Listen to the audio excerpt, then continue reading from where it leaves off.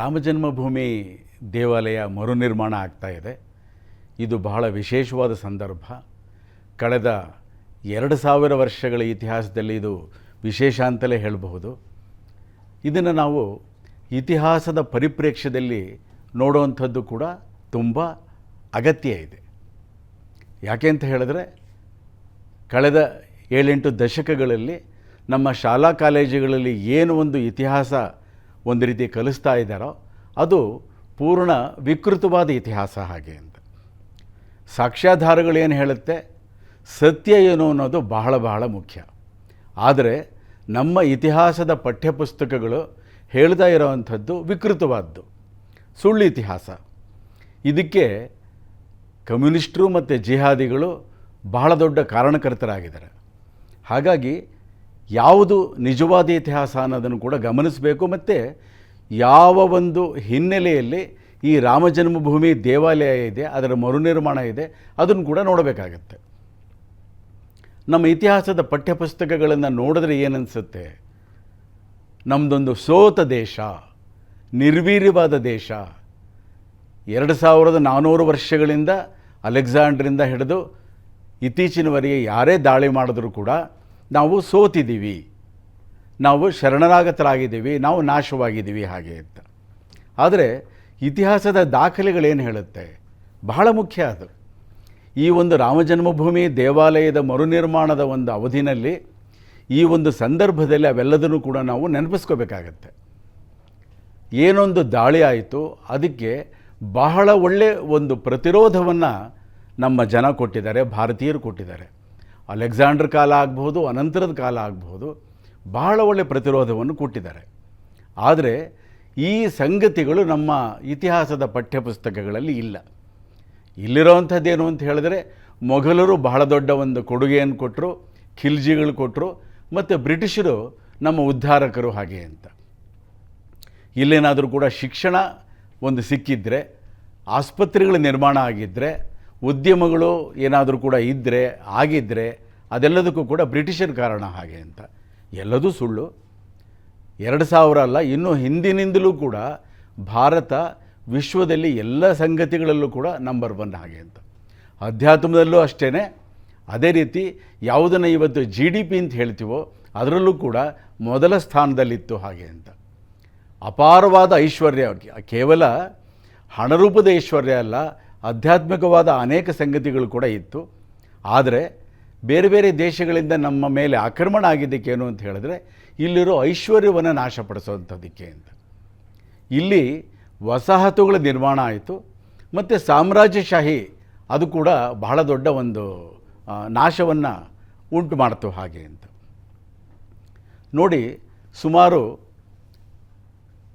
ಸಾಮಾನ್ಯ ಯುಗದ, ಅಂದರೆ ಇದಕ್ಕೆ ಕಾಮನ್ ಎರಾ ಅಂತ ಹೇಳ್ತಾರೆ, ಅದರ ಸುಮಾರು 7-8ನೇ ಶತಮಾನದಲ್ಲಿ ನಮ್ಮ ಮೇಲೆ ದಾಳಿ ಆರಂಭ ಆಯಿತು ಹಾಗೆ, ಇಸ್ಲಾಮಿನ ಆಕ್ರಮಣಕಾರಿಗಳ ದಾಳಿ.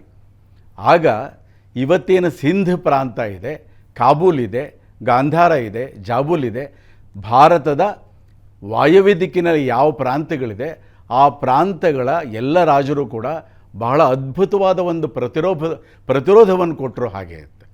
ಎಷ್ಟು 570 ವರ್ಷಗಳ ಕಾಲ ಕೊಟ್ಟರು. ಚಿಕ್ಕ ಚಿಕ್ಕ ರಾಜ್ಯಗಳೇನೆ, ಆದರೆ ಆ ಆಕ್ರಮಣಕಾರಿಗಳಿಗೆ ಬಹಳ ಒಳ್ಳೆಯ ಪ್ರತಿರೋಧವನ್ನು ಕೊಟ್ಟರು. ಅವರು ಆಕ್ರಮಣಕಾರಿಗಳು ದೆಹಲಿಗೆ ತಲುಪೋದಕ್ಕೆ 570 ವರ್ಷಗಳಾಯಿತು ಹಾಗೆ ಅಂತ. ಇದನ್ನು ಬಹಳ ವಿಶೇಷವಾಗಿ ಗಮನಿಸಬೇಕು. ಆಗ ಗೊತ್ತಾಗುತ್ತೆ ಇದು ನಿಜವಾಗಲೂ ಕೂಡ ವೀರಭೂಮಿ ಹಾಗೆ ಅಂತ. ಉತ್ತರದಿಂದ ದಕ್ಷಿಣ ಆಗಲಿ, ಪಶ್ಚಿಮದಿಂದ ಪೂರ್ವ ಆಗಲಿ, ಎಲ್ಲ ಕಡೆ ನಮ್ಮ ಜನ ಆಂಜನೇಯನ ಭಕ್ತರು, ಬಹಳ ಒಳ್ಳೆಯ ಮಲ್ಲರು, ಅಂದರೆ ಪಟುಗಳು, ಕುಸ್ತಿ ಪಟುಗಳು, ಮತ್ತು ವೀರ ಯೋಧರು ಹಾಗೆ ಅಂತ.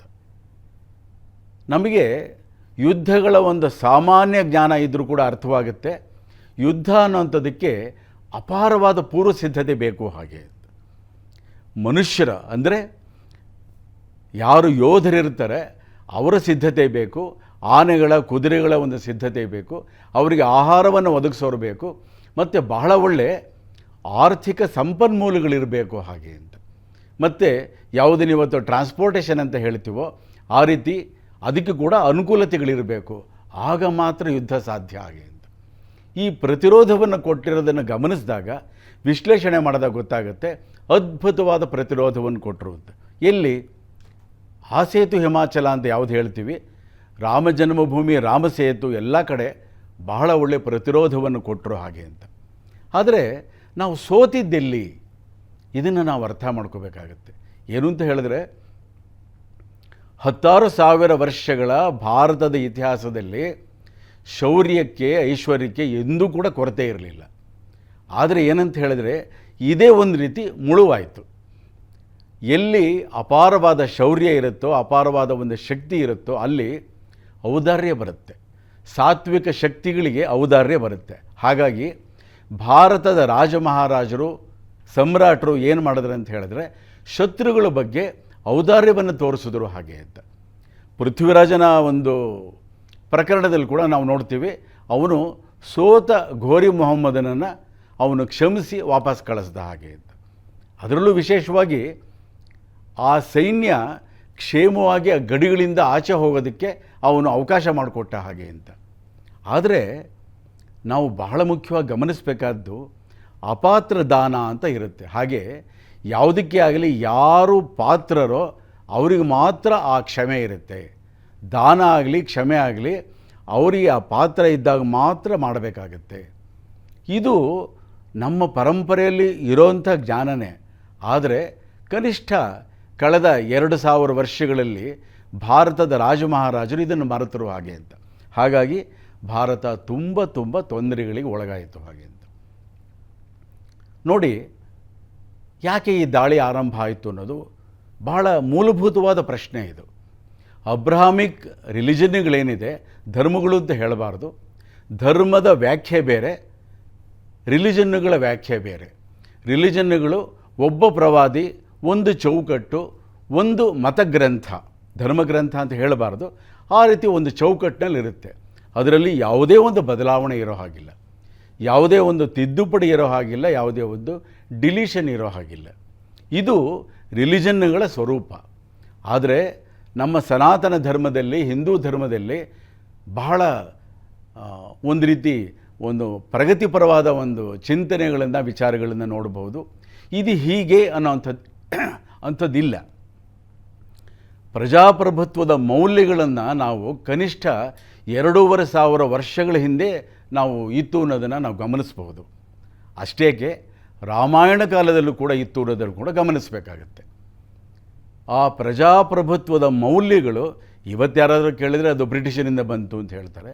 ತಪ್ಪದು, ಸುಳ್ಳದು. ನಮ್ಮ ಪರಂಪರೆಯಲ್ಲಿ ಇದ್ದಿದ್ದೇ ಅದು. ಇವತ್ತೇನು ಬಿಹಾರ ಇದೆ, ಅಲ್ಲಿ ವೈಶಾಲಿ ಮತ್ತು ಇತರ ಅನೇಕ ರಾಜ್ಯಗಳು, ನಗರಗಳು ಇತ್ತು. ಅಲ್ಲಿ ಸಂಪದಗಳಿದ್ವು ಹಾಗೆ ಅಂತ, ಅಲ್ಲಿ ಜನಪದಗಳಿದ್ವು ಹಾಗೆ ಅಂತ, ಅಲ್ಲಿ ಪ್ರಜಾಪ್ರಭುತ್ವದ ಮೌಲ್ಯಗಳನ್ನು ನಾವು ನೋಡ್ಬೋದಾಗಿತ್ತು ಹಾಗೆ ಅಂತ. ಇಲ್ಲೇನಾಯ್ತು ಅಂತ ಹೇಳಿದ್ರೆ, ಯಾವ ಅಬ್ರಹಾಮಿಕ್ ರಿಲಿಜನ್ಗಳು, ಕ್ರೈಸ್ತ ಆಗಲಿ ಇಸ್ಲಾಂ ಆಗಲಿ, ಅದನ್ನು ನಮ್ಮವರು ಅರ್ಥ ಮಾಡ್ಕೊಳ್ಳಿಲ್ಲ. ಒಂದು ದಿನ 2 ದಿನ ಅಲ್ಲ, ಸಾವಿರಾರು ವರ್ಷಗಳ ಕಾಲ ಅರ್ಥ ಮಾಡ್ಕೊಳ್ಳಿಲ್ಲ. ಏನಂತ ತಿಳಿದ್ರು ಅಂತ ಹೇಳಿದ್ರೆ, ನಮ್ಮ ಸನಾತನ ಧರ್ಮದ ಥರನೇ ಅವರು ಕೂಡ ಹಾಗೆ ಅಂತ. ಹಾಗಾಗಿ ತೊಂದರೆ ಆಯಿತು. ನಮ್ಮ ಪರಂಪರೆಯಲ್ಲಿ ನಾವು ಮತ್ತೆ ನೆನಪಿಸ್ಕೋಬೇಕಾದ್ದು ಅಂತ ಹೇಳಿದ್ರೆ, ಭಗವಾನ್ ಕೃಷ್ಣನನ್ನು ಮತ್ತು ಆಚಾರ್ಯ ಚಾಣಕ್ಯರನ್ನು, ಅವರು ಇಬ್ಬರದು ಕೂಡ ವಿಶೇಷ ಏನು ಅಂತ ಹೇಳಿದ್ರೆ, ಅವರು ಗೊತ್ತೇ ಇದೆ ನಮಗೆ, ಅಗ್ನಿಶೇಷ ಉಳಿಸಬಾರ್ದು, ಋಣಶೇಷವನ್ನು ಉಳಿಸಬಾರ್ದು, ಮತ್ತು ಶತ್ರುಶೇಷವನ್ನು ಉಳಿಸಬಾರ್ದು ಅಂತ. ಇದು ಕೂಡ ನಮ್ಮ ಪರಂಪರೆಯಲ್ಲಿ ಇರೋ ಅಂಥದ್ದೇನೆ. ಆದರೆ ನಾವು ಅದನ್ನು ಮರೆತೀವಿ. ಮಹಾಭಾರತ ಯುದ್ಧವನ್ನು ನಾವು ನೆನಪು ಮಾಡಿಕೊಂಡ್ರೆ ಗೊತ್ತಾಗುತ್ತೆ, ಅಲ್ಲಿ ಶತ್ರುಗಳನ್ನು ಒಬ್ಬರನ್ನೂ ಕೂಡ ಉಳಿಸಲಿಲ್ಲ ಹಾಗೆ ಅಂತ. ಏನು 11 ಅಕ್ಷೋಹಿಣಿ ಸೈನ್ಯ ದುರ್ಯೋಧನದಿತ್ತು, ಅದರಲ್ಲಿ ಒಬ್ಬಿಬ್ಬರು ಬಿಟ್ಟರೆ, ಅಶ್ವತ್ಥಾಮ, ಕೃಪ ಈ ಥರ ಬಿಟ್ಟರೆ ಉಳಿದವರೆಲ್ಲರೂ ಕೂಡ ನಾಶವಾದರು ಹಾಗೆ ಅಂತ. ಕೃಷ್ಣನನ್ನು ನಾವು ಈ ಕಾರಣಕ್ಕೆ ನೆನಪು ಮಾಡ್ಕೋಬೇಕಾಗತ್ತೆ, ಶತ್ರುಗಳನ್ನು ಉಳಿಸಬಾರದು ಹಾಗೆ ಅಂತ. ಇದೇ ರೀತಿ ಆಚಾರ್ಯ ಚಾಣಕ್ಯರು ಬಹಳ ದೊಡ್ಡ ಜ್ಞಾನಿ, ಬಹಳ ದೊಡ್ಡ ಅಧ್ಯಾಪಕರು. ಅವರು ಏನು ಒಂದು ಅರ್ಥಶಾಸ್ತ್ರ ಕೃತಿಯನ್ನು ರಚನೆ ಮಾಡಿದ್ದಾರೆ, ಇದನ್ನು ಕೂಡ ನಾವು ನೆನಪು ಮಾಡ್ಕೋಬೇಕಾಗತ್ತೆ. ಅರ್ಥಶಾಸ್ತ್ರ ಅಂದರೆ ಕೇವಲ ಎಕನಾಮಿಕ್ಸ್ ಅಲ್ಲ, ಅದರಲ್ಲಿ ಆಡಳಿತ ಇದೆ, ಟ್ಯಾಕ್ಸೇಷನ್ ಇದೆ, ಮತ್ತು ಬೇಹುಗಾರಿಕೆ ಇದೆ. ಈ ಎಲ್ಲದನ್ನು ಕೂಡ ನಾವು ನೆನಪು ಮಾಡ್ಕೋಬೇಕು. ಆಗ ಮಾತ್ರ ನಾವು ಹೇಗೆ ಉಳಿಯೋಕ್ಕೆ ಸಾಧ್ಯ ಅಂತ ಗೊತ್ತಾಗುತ್ತೆ. ಈ ಇಬ್ಬರನ್ನ ಮರೆತಿದ್ದಕ್ಕೆ, ಈ ಇಬ್ಬರ ಸಂದೇಶವನ್ನು ನಾವು ಮರೆತಿದ್ದಕ್ಕೆ ನಾವು ತೊಂದರೆಗಳಿಗೆ ಒಳಗೊಳ್ಳಬೇಕಾಯಿತು, ತೊಂದರೆ ಪಡಬೇಕಾಯಿತು, ಕಷ್ಟಪಡಬೇಕಾಯಿತು. ನಮ್ಮ ಒಂದು ಗುಲಾಮಗಿರಿ ಏನಿದೆ ಅದಕ್ಕೆ ನಾವು ಅನಗತ್ಯವಾದ ಔದಾರ್ಯವನ್ನು ತೋರಿಸಿದ್ದೇ ಆಗುತ್ತೆ. ಇನ್ನು ಒಂದು ಸಂಗತಿಯನ್ನು ನಾನಿಲ್ಲಿ ಹೇಳಬಹುದು. ರಾಮಜನ್ಮಭೂಮಿ ದೇವಾಲಯ ಏನಿದೆ, ಇಲ್ಲಿ ನಾವು ಶ್ರದ್ಧಾ ಕೇಂದ್ರ ಅನ್ನೋದನ್ನು ನಾವು ಮರೀಬಾರದು. ಸ್ಥಾನ ಅನ್ನೋ ಪದ ಇದೆ, ದೇವಸ್ಥಾನ ಅನ್ನೋ ಪದ ಇದೆ. ಆ ಸ್ಥಾನ ಅನ್ನೋದನ್ನು ನಾವು ಕನ್ನಡದಲ್ಲಿ ತಾಣ ಅಂತ ಹೇಳ್ತೀವಿ.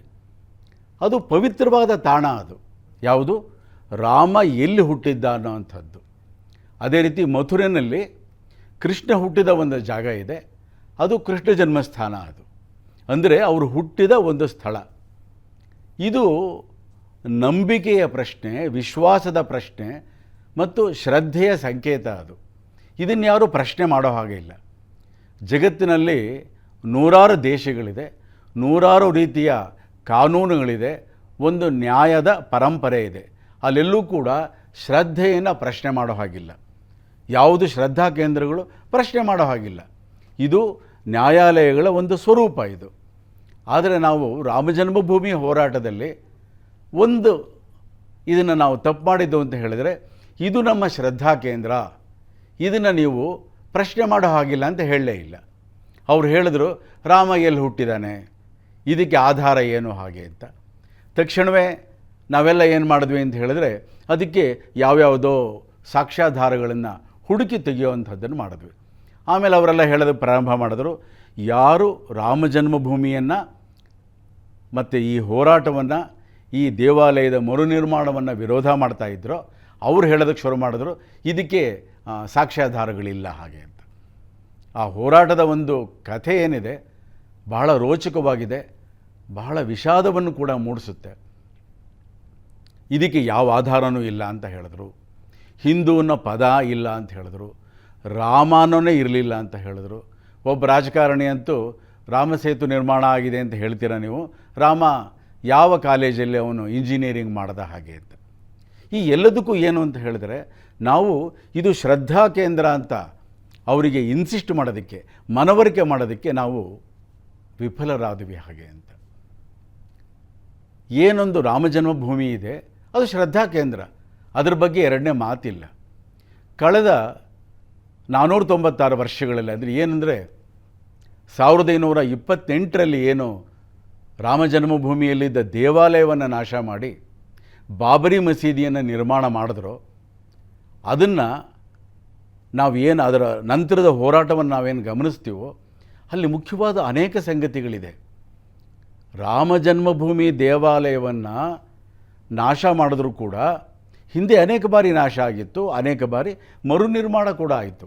ಭಾರತದ ಅನೇಕ ರಾಜರು ರಾಮಜನ್ಮಭೂಮಿ ದೇವಾಲಯದ ಸ್ಥಾನದಲ್ಲಿ ಸ್ಥಾನ ಬದಲಾವಣೆ ಆಗೋದಿಲ್ಲ, ಅಲ್ಲಿ ದೇವಾಲಯ ಮರುನಿರ್ಮಾಣ ಮಾಡಿದರು.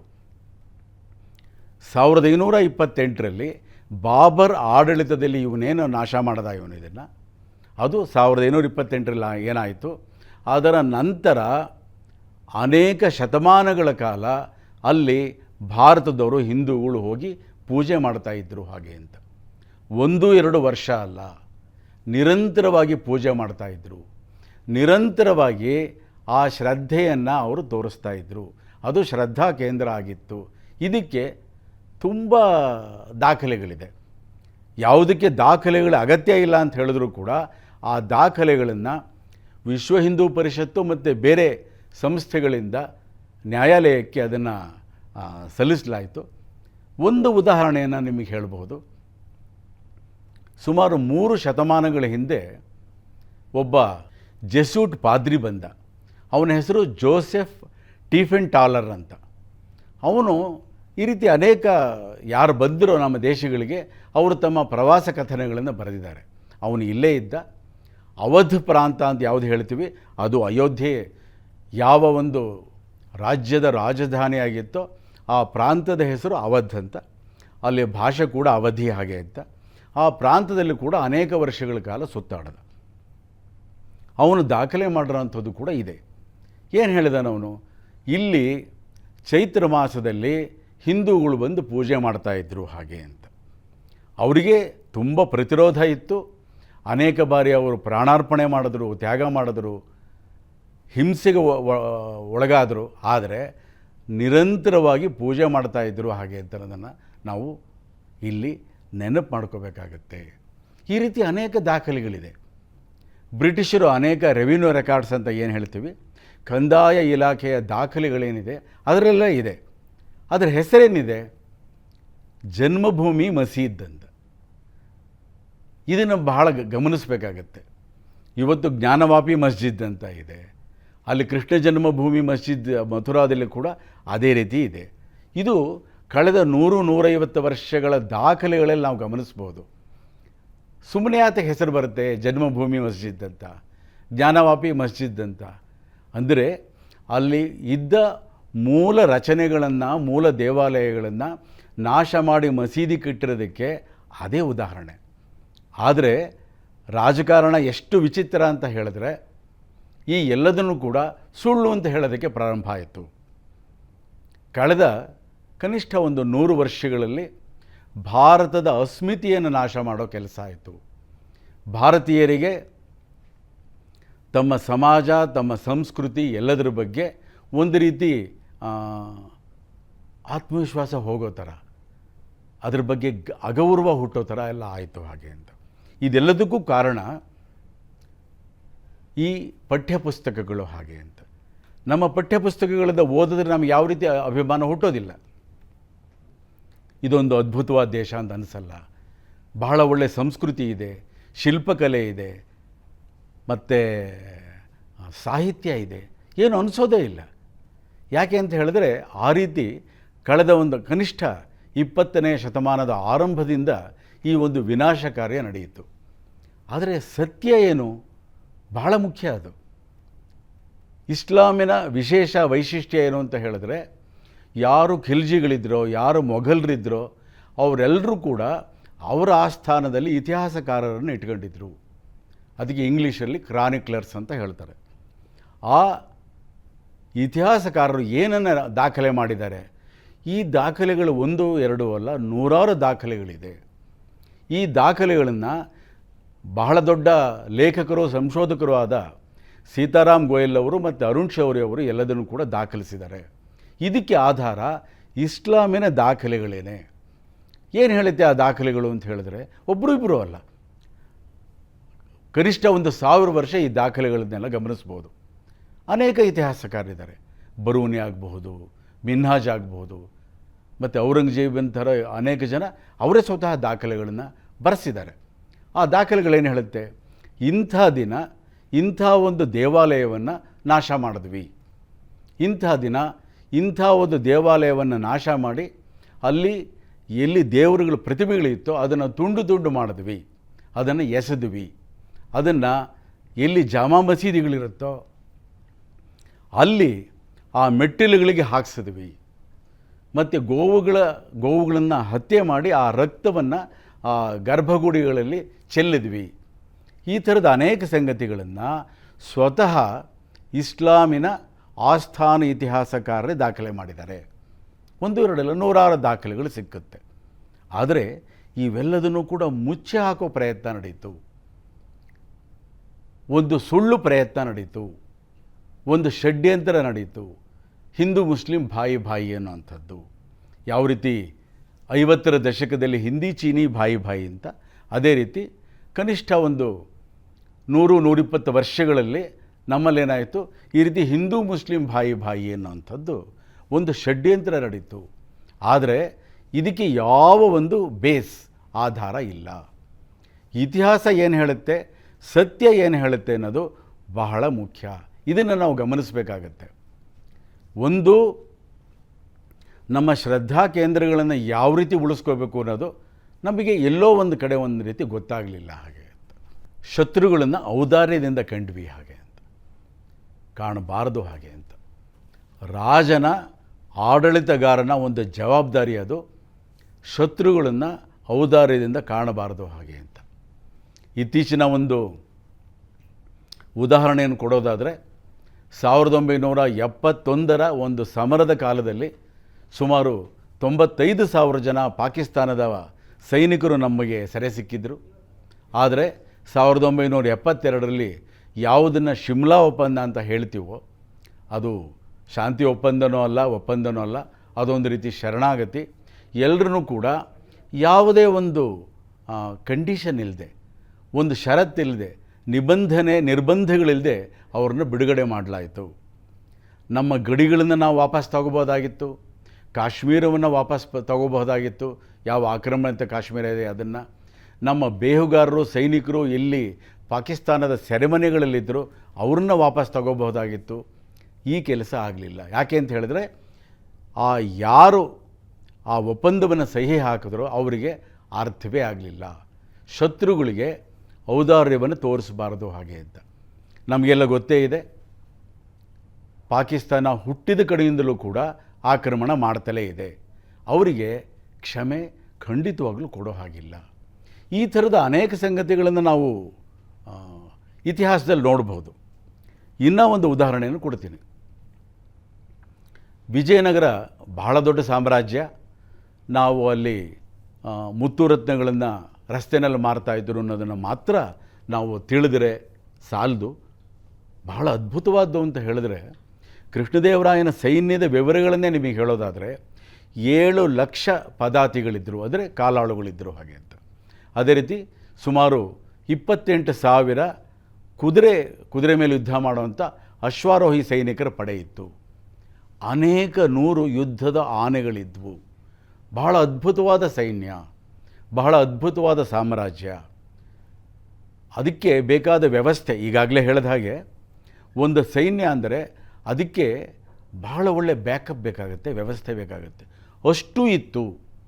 ಐಶ್ವರ್ಯ ಇರಬೇಕು, ಆಹಾರ ಇರಬೇಕು, ಎಲ್ಲದೂ ಇರಬೇಕು. ಕೃಷ್ಣದೇವರಾಯನ ಒಂದು ಆಳ್ವಿಕೆನಲ್ಲಿ ನಾವು ಗಮನಿಸೋದು ಅಂತ ಹೇಳಿದ್ರೆ, ಅವನು ಅನೇಕ ಯುದ್ಧಗಳನ್ನು ಗೆದ್ದ ಹಾಗೆ. ಅದರಲ್ಲೂ ಕೂಡ ಒಡಿಶಾವರೆಗೆ ಹೋಗಿ ಅಲ್ಲಿ ಅನೇಕ ತಿಂಗಳು ಒಂದು ರೀತಿ ಯುದ್ಧ ಮಾಡಿ ಆ ಒಡಿಶಾವನ್ನು ಅವನು ವಶಪಡಿಸ್ಕೊಂಡ ಹಾಗೆ ಅಂತ. ಬಹಳ ಒಳ್ಳೆಯ ಸಾಮ್ರಾಜ್ಯ ಕೂಡ ಆಯಿತು ಹಾಗೆ ಅಂತ. ಭಾರತೀಯರ ಹಿಂದೂಗಳ ಸಾಮ್ರಾಜ್ಯಗಳು ಅಂತ ಹೇಳಿದ್ರೆ, ಅವರು ಯಾವುದೇ ಒಂದು ದೇವಾಲಯವನ್ನು, ವಿಶ್ವವಿದ್ಯಾನಿಲಯವನ್ನು ಯಾವುದನ್ನು ಕೂಡ ನಾಶ ಮಾಡಲಿಲ್ಲ. ಎಲ್ಲದನ್ನು ಕೂಡ ಗೌರವಿಸಿದ್ರು. ನಮ್ಮ ಸಾಂಸ್ಕೃತಿಕ ಭಾರತದ ಒಂದು ಪರಿಧಿಗಳೇನಿದೆ ಇದರ ಆಚೆ ಕೂಡ ನಾವು ನೋಡ್ಬೋದು, ಎಲ್ಲೂ ಕೂಡ ಯಾವುದನ್ನು ಕೂಡ ನಾಶ ಮಾಡಲಿಲ್ಲ. ಯಾವುದೇ ಯುದ್ಧದಲ್ಲಿ ಗೆದ್ದರೂ ಕೂಡ ಅಲ್ಲಿ ತಗೊಂಡು ಹೋಗಿದ್ದೇನು ಅಂತ ಹೇಳಿದ್ರೆ ಅಧ್ಯಾತ್ಮವನ್ನು, ಜ್ಞಾನವನ್ನು, ಸಾಹಿತ್ಯವನ್ನು, ಶಿಲ್ಪಕಲೆಯನ್ನು ತಗೊಂಡು ಹೋದರು ಹಾಗೆ ಅಂತ. ಅಂಥ ಕೃಷ್ಣದೇವರಾಯ ಬದುಕಿದ್ದಾಗಲೇ, ಅವನು ಸಮ್ರಾಟ ಆಗಿದ್ದಾಗಲೇ ಈ ಬಾಬರಿ ಮಸೀದಿ ನಿರ್ಮಾಣ ಆಯಿತು, ರಾಮ ಜನ್ಮಭೂಮಿ ದೇವಾಲಯ ನಾಶ ಆಯಿತು 1528ರಲ್ಲಿ. 1529ರವರೆಗೆ ಕೃಷ್ಣದೇವರಾಯ ಇದ್ದ. ಏನನ್ನು ಸೂಚಿಸುತ್ತೆ ಇದು ಅಂತ ಹೇಳಿದ್ರೆ, ಅಷ್ಟು ದೊಡ್ಡ ಸಾಮ್ರಾಜ್ಯ, ಅಷ್ಟು ಸೈನಿಕರು ಎಲ್ಲ ಇದ್ದರೂ ಕೂಡ ನಮ್ಮ ರಾಜರಿಗೆ, ಮಹಾರಾಜರಿಗೆ ಶತ್ರುಗಳನ್ನು ಅರ್ಥ ಮಾಡಿಕೊಳ್ಳಲಿಲ್ಲ. ಈ ಆಕ್ರಮಣಕಾರಿ ಅಬ್ರಹಾಮಿಕ್ ರಿಲಿಜನ್ಗಳ ಸ್ವರೂಪ ಅರ್ಥ ಆಗಲಿಲ್ಲ. ಇದು ಬಹಳ ವಿಷಾದದ ಸಂಗತಿ ಇದು. ಅದೇ ರೀತಿ ಔರಂಗಜೇಬನ ಕಾಲದಲ್ಲಿ ಏನಾಯಿತು ಅಂತ ಹೇಳಿದ್ರೆ, ವಾರಣಾಸಿ ಮತ್ತು ಮಥುರೆನಲ್ಲಿ ಏನೋ ಒಂದು ದೇವಸ್ಥಾನ ಇತ್ತು, ಎರಡನ್ನೂ ಕೂಡ ಔರಂಗಜೇಬ್ ನಾಶ ಮಾಡ್ದ. ಒಂದು ಫತಾವಾ ಈ ಆಲಮ್ಗೀರಿ ಅಂತ ಒಂದು ಕೃತಿ ಇದೆ, ಅದನ್ನು ಕೂಡ ಗಮನಿಸಬೇಕಾಗತ್ತೆ. ಅವನು ಅನೇಕ ದಾಖಲೆಗಳನ್ನು ಕೊಟ್ಟಿದ್ದಾನೆ, ಸ್ವತಃ ಔರಂಗಜೇಬ್ ಅದನ್ನು ಬರೆಸಿರೋ ಅಂಥದ್ದು. ಮತ್ತು ಇದರಲ್ಲಿ ತುಂಬ ದಾಖಲೆಗಳು ಸಿಗುತ್ತೆ, ಎಲ್ಲದೂ ಸಿಕ್ಕುತ್ತೆ. ಇಂಥ ಒಂದು ಹಿಜ್ರಿ ತಾರೀಕು, ಇಸ್ಲಾಮಿಂದು ಹಿಜ್ರಿ ತಾರೀಕು ಅಂತ ಹೇಳ್ತಾರೆ, ಆ ತಾರೀಖಿನಲ್ಲಿ ನಾವು ಈ ರೀತಿ ನಾಶ ಮಾಡಿದ್ವಿ.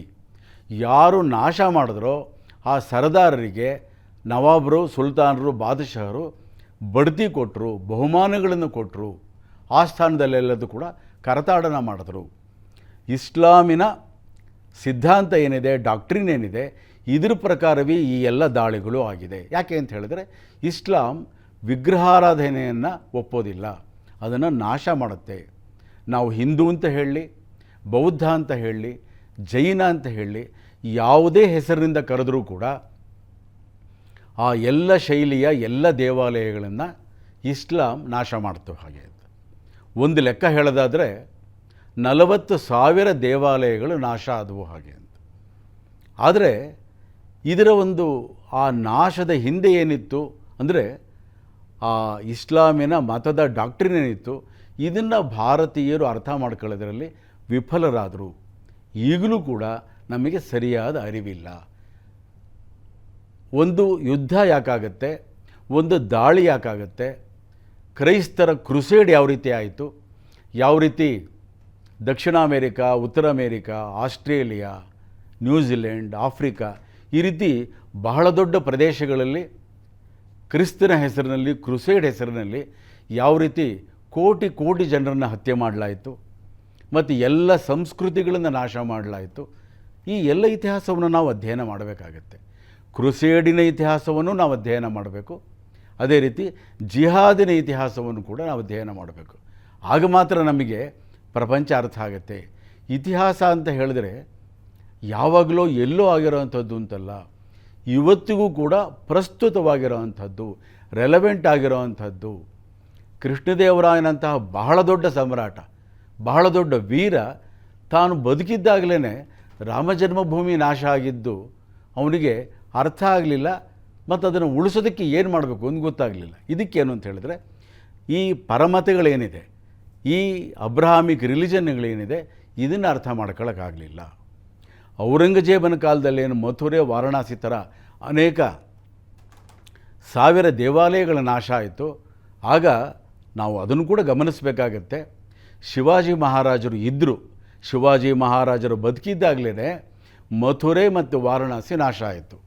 ಆದರೆ ಅವ್ರದ್ದು ಬಹಳ ಪುಟ್ಟ ಒಂದು ರಾಜ್ಯ, ಅಸೀಮ ಸಾಹಸ, ಅದ್ಭುತವಾದ ಒಂದು ರಾಜ್ಯವನ್ನು ಅವರು ಕಟ್ಟಿದ್ರೂ ಕೂಡ ಬಹಳ ಪುಟ್ಟ ರಾಜ್ಯ ಅದು. ಅವರು ಅವೆಲ್ಲದೂ ಕೂಡ ಉಳಿಸೋದಕ್ಕಾಗಲಿಲ್ಲ. ಆದರೆ ಒಂದು ಪರಂಪರೆಯನ್ನು ಅವರು ಬೆಳೆಸಿದ್ರು, ಯಾವ ರೀತಿ ಉಳಿಸ್ಬೇಕು ಹಾಗೆ ಅಂತ. ಅವರು ಹಿಂದವಿ ಸಾಮ್ರಾಜ್ಯ ಅಂತ ಕರೆದರು. ಅಂದರೆ ಅದರಿಂದ ಮಾತ್ರ ನಾವು ನಮ್ಮ ಇದನ್ನು ಉಳಿಸ್ಕೋಬಹುದು ಹಾಗೆ ಅಂತ. ಇಲ್ಲಿ ರಿಲಿಜನ್ ಮತ್ತು ಧರ್ಮ ಏನಿದೆ ಇದರ ಪ್ರಶ್ನೆ ಮಾತ್ರ ಇಲ್ಲ. ಭಾರತದ ಧರ್ಮ, ಸನಾತನ ಧರ್ಮ, ಹಿಂದೂ ಧರ್ಮ ಯಾವ ಹೆಸರಿನಿಂದ ಕರೆದರೂ ಕೂಡ ಬಹಳ ಮುಖ್ಯವಾದ್ದೇನು ಅಂತ ಹೇಳಿದ್ರೆ ಇದು ಒಂದು ರಿಲಿಜನ್ ಅಲ್ಲ. ಇದು ಸಂಸ್ಕೃತಿ ಇದೆ, ಸಾಹಿತ್ಯ ಇದೆ, ಶಿಲ್ಪಕಲೆ ಇದೆ, ಅದ್ಭುತವಾದ ಶಿಲ್ಪಕಲೆ ಇದೆ, ಚಿತ್ರಕಲೆ ಇದೆ. ಈ ಎಲ್ಲದನ್ನು ಕೂಡ ಉಳಿಸ್ಕೊಳ್ಳೋದಕ್ಕೆ ಭಾರತ ಇರಬೇಕು, ಸಾಂಸ್ಕೃತಿಕ ಭಾರತ ಇರಬೇಕು ಮತ್ತು ಹಿಂದೂ ಸಮಾಜ ಇರಬೇಕು. ಇದನ್ನು ನಾವು ನೆನಪು ಮಾಡ್ಕೋಬೇಕಾಗತ್ತೆ. ಎಷ್ಟು ವಿಶೇಷ ಅಂತ ಹೇಳಿದ್ರೆ ವಿಜ್ಞಾನ ಏನಿದೆ, ವಿಜ್ಞಾನ ಭಾರತದಲ್ಲಿ ನಾವು ಅನೇಕ ಸಾವಿರ ವರ್ಷಗಳಲ್ಲಿ ನೋಡ್ಬೋದು. ನಮ್ಮ ಮಹಾಕಾವ್ಯಗಳೇನಿದೆ, ರಾಮಾಯಣ ಆಗ್ಬೋದು, ಮಹಾಭಾರತ ಆಗ್ಬೋದು, ಇವು ಕೇವಲ ಕಥೆಗಳಲ್ಲ. ಅದನ್ನು ವಿಶ್ಲೇಷಣಾತ್ಮಕವಾಗಿ ನಾವು ಕ್ರಿಟಿಕಲ್ಲಾಗಿ ಓದಿದಾಗ ಅನೇಕ ಸಂಗತಿಗಳನ್ನು ನಾವು ಗಮನಿಸಬಹುದು.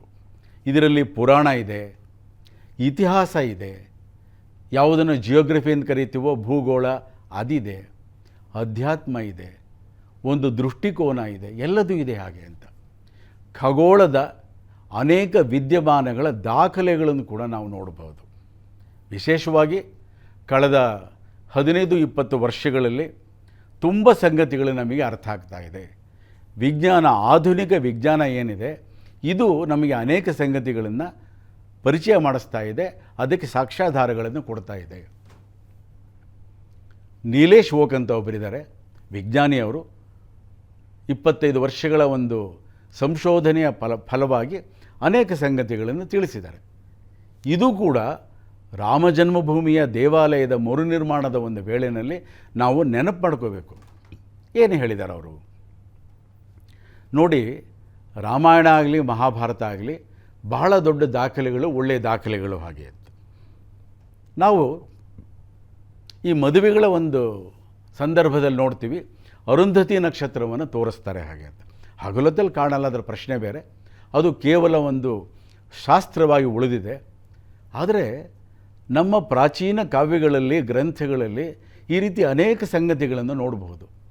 ಗ್ರಹಣಗಳ ಬಗ್ಗೆ, ನಕ್ಷತ್ರಗಳ ವಿದ್ಯಮಾನ ಮತ್ತು ಚಲನೆಗಳ ಬಗ್ಗೆ, ಗತಿ ಬಗ್ಗೆ ಈ ರೀತಿ ವಿವರಗಳನ್ನು ನೋಡಬಹುದು. ಆಧುನಿಕ ವಿಜ್ಞಾನ ಕಳೆದ 2 ಶತಮಾನಗಳಲ್ಲಿ ಸಮುದ್ರದ ಉಬ್ಬರವಿಳಿತಗಳಾಗಲಿ, ನಕ್ಷತ್ರಗಳ ಚಲನೆ ಆಗಲಿ ಎಲ್ಲದನ್ನು ಕೂಡ ಅದ್ಭುತವಾಗಿ ದಾಖಲೆ ಮಾಡಿದೆ. ಈ ದಾಖಲೆಗಳನ್ನು ನೀಲೇಶ್ ಹೋಗಂಥ ವಿಜ್ಞಾನಿ ಸಂಶೋಧನೆ ಮಾಡಿ ವಿಶ್ಲೇಷಣೆ ಮಾಡಿ ಭಾಳ ಸ್ವಾರಸ್ಯದ ಸಂಗತಿಗಳನ್ನು ಹೇಳಿದ್ದಾರೆ. ರಾಮಾಯಣದಲ್ಲಿ ಏನಂತ ಹೇಳಿದ್ರೆ, ಒಂದು ಕಡೆ ದಾಖಲೆಯಾಗಿದೆ. ಏನಂತ ಹೇಳಿದ್ರೆ, ಅರುಂಧತಿ ನಕ್ಷತ್ರ ಮುಂದೆ ಹೋಗ್ತಾ ಇದೆ, ವಸಿಷ್ಠ ನಕ್ಷತ್ರ ಅದರ ಹಿಂದೆ ಹೋಗ್ತಾ ಇದೆ ಹಾಗೆ ಅಂತ. ಆದರೆ ನಮಗೆ ಈಗ ಗೊತ್ತಾಗುತ್ತೆ ಏನು, ವಸಿಷ್ಠ ನಕ್ಷತ್ರ ಮುಂದೆ ಹೋಗುತ್ತೆ, ಅದನ್ನು ಅರುಂಧತಿ ನಕ್ಷತ್ರ ಹಿಂಬಾಲಿಸುತ್ತೆ ಅಂತ. ಇದು ಕೇವಲ ಕಥೆ ಅಲ್ಲ, ಕಲ್ಪನೆ ಅಲ್ಲ, ವಿಜ್ಞಾನ, ಖಗೋಳ ವಿಜ್ಞಾನ ಅನ್ನೋದನ್ನು ನಾವು ಮರೀಬಾರದು. ರಾಮಾಯಣದಲ್ಲಿ ಈ ರೀತಿ ಇದೆ ಅಂತ ಹೇಳಿದಾಗ ಅದರ ಅರ್ಥ ಏನು? ನೀಲೇಶ್ ಹೋಗಿ ಹೇಳ್ತಾರೆ, 14,000 ವರ್ಷಗಳ ಹಿಂದೆ ಅರುಂಧತಿ ನಕ್ಷತ್ರ ವಸಿಷ್ಠ ನಕ್ಷತ್ರಕ್ಕಿಂತ ಮುಂದೆ ಹೋಗ್ತಾ ಇತ್ತು ಹಾಗೆ ಅಂತ. ಈ ಒಂದು ಹಿನ್ನೆಲೆಯಲ್ಲಿ ಅದ್ಭುತವಾದ ಸಂಗತಿಗಳನ್ನು ತಿಳಿಸ್ತಾರೆ ವಿಜ್ಞಾನ ಹೇಳುವಂಥ ದಾಖಲೆಗಳ ಆಧಾರದ ಮೇಲೆ. ಮಹಾಭಾರತ ಏನಿದೆ ಅದು ಘಟಿಸಿ ಸುಮಾರು 7,000 ವರ್ಷಗಳಾಗಿವೆ. ರಾಮಾಯಣದ ಯುದ್ಧ ನಡೆದು 14,000 ವರ್ಷಗಳಾಗಿವೆ. ಮತ್ತು ಋಗ್ವೇದದ ರಚನೆಯಾಗಿ 21,000 ವರ್ಷಗಳಾಗಿವೆ. ಅದ್ಭುತ ಇದು, ಕಲ್ಪನೆ ಅಲ್ಲ, ಕಗ್ಗ ಅಲ್ಲ. ಇದು ವಿಜ್ಞಾನ ಹೇಳಿರುವಂಥದ್ದು ನಕ್ಷತ್ರಗಳ ಮತ್ತು ಸಮುದ್ರದ ಉಬ್ಬರವಿಳಿತಗಳ ಆಧಾರದ ಮೇಲೆ ಹಾಗೆ ಅಂತ. ಇನ್ನೂ ಒಂದು ಸ್ವಾರಸ್ಯವಾದ ಸಂಗತಿಯನ್ನು ಇಲ್ಲಿ ಹಂಚ್ಕೋಬಹುದು. ಯಾವ ರೀತಿ ಜಿಯೋಗ್ರಫಿ, ಭೂಗರ್ಭ ಮತ್ತು ಯಾವುದನ್ನು ಭೂಮಿಯನ್ನು ಪರಿಚಯ ಮಾಡಿಸುತ್ತೆ, ಈ ಶಾಸ್ತ್ರಗಳ ಪರಿಚಯ ಯಾವ ರೀತಿ ಆಗುತ್ತೆ ಅದನ್ನು ನೋಡಬಹುದು. ಭೂಗೋಳ ಏನು ಹೇಳುತ್ತೆ, ಭೂಗೋಳನ ಪದನೇ ಹೇಳುತ್ತೆ. ನಮ್ಮ ಪೂರ್ವಿಕರಿಗೆ ಭೂಮಿ ಗೋಲ ರೂಪದಲ್ಲಿ ದುಂಡಿಗಿತ್ತು ಅನ್ನೋದು ಗೊತ್ತಿತ್ತು ಹಾಗೆ ಅಂತ. ನಮಗೆಲ್ಲ ಕಥೆ ಗೊತ್ತೇ ಇದೆ. ಸೀತಾಪಹರಣ ಆದಮೇಲೆ ಸುಗ್ರೀವನ ಒಂದು ಸಹಾಯವನ್ನು ಕೇಳ್ತಾನೆ ರಾಮ, ಈ ರೀತಿ ಸೀತಾನ್ವೇಷಣೆಗೆ ಸಹಾಯ ಮಾಡೋ ಹಾಗೆ ಅಂತ. ಸುಗ್ರೀವ 4 ಕಡೆ ಅವನು ತನ್ನ ವಾನರ ಸೈನ್ಯವನ್ನು ಅಂದರೆ ಒಂದು ಪಡೆಯನ್ನು ಕಳಿಸ್ತಾನೆ. ಪೂರ್ವ, ಪಶ್ಚಿಮ, ದಕ್ಷಿಣ, ಉತ್ತರ ಎಲ್ಲ ಕಡೆ ಹೋಗಿ ಸೀತಾನ್ವೇಷಣೆ ಮಾಡ್ಕೊಂಡು ಬನ್ನಿ ಹಾಗೆ ಅಂತ. ಇದು ಕೂಡ ನಮಗೆ ಗೊತ್ತಿರೋವಂಥ ಕಥೆನೇ. ಆದರೆ ರಾಮಾಯಣ ಮಹಾಭಾರತಗಳನ್ನು ನಾವು ಕ್ರಿಟಿಕಲ್ ಆಗಿ ಓದಬೇಕು, ವಿಮರ್ಶಾತ್ಮಕವಾಗಿ ಓದಬೇಕು. ಎಲ್ಲ ಕಡೆ ಹೋಗ್ತಾರೆ ನೋಡಿ. ಪಶ್ಚಿಮ ದಿಕ್ಕಿನಲ್ಲಿ ಏನು ಒಂದು ವಾನರ ಸೈನ್ಯ ಹೋಯಿತು, ಅವರಿಗೆ ಏನೇನು ಕಾಣಿಸ್ತೋ ಎಲ್ಲದೂ ಕೂಡ ಶ್ಲೋಕ ರೂಪದಲ್ಲಿ ವಾಲ್ಮೀಕಿ ರಾಮಾಯಣದಲ್ಲಿ ದಾಖಲೆ ಆಗಿದೆ. ಇವತ್ತೇನು ಸ್ವೀಡನ್ ಇದೆ ಮತ್ತು ನಾರ್ವೆ ಇದೆ, ಈ ಥರ ಅನೇಕ ದೇಶಗಳ ಒಂದು ಚಿತ್ರಣವನ್ನು ನಾವು ಇದರಲ್ಲಿ ಕಾಣಬಹುದು. ಯಾವ ಕಪಿ ಸೈನ್ಯ ಸೀತಾನ್ವೇಷಣೆಗೋಸ್ಕರವಾಗಿ ಪಶ್ಚಿಮ ದಿಕ್ಕಿಗೆ ಹೋಯಿತೋ ಆ ವಿವರಗಳನ್ನು ನಾವು ನೋಡಬಹುದು ಹಾಗೆ ಅಂತ. ಮತ್ತು ಇವತ್ತು ಚೈನಾ ಆಡಳಿತದಲ್ಲಿರೋ ಶಿಂಜಿಯಾಂಗ್, ಇಂಗ್ಲೀಷಲ್ಲಿ ಸಿಂಕಿಯಾಂಗ್ ಅಂತ ಬರುತ್ತೆ, ಅದರ ಸರಿಯಾದ ಉಚ್ಚಾರಣೆ ಶಿಂಜಿಯಾಂಗ್, ಆ ಕಡೆ ಕೂಡ ಒಂದು ಕಪಿ ಸೈನ್ಯ ಹೋಗುತ್ತೆ. ಪೂರ್ವ ದಿಕ್ಕಿಗೂ ಹೋಗುತ್ತೆ.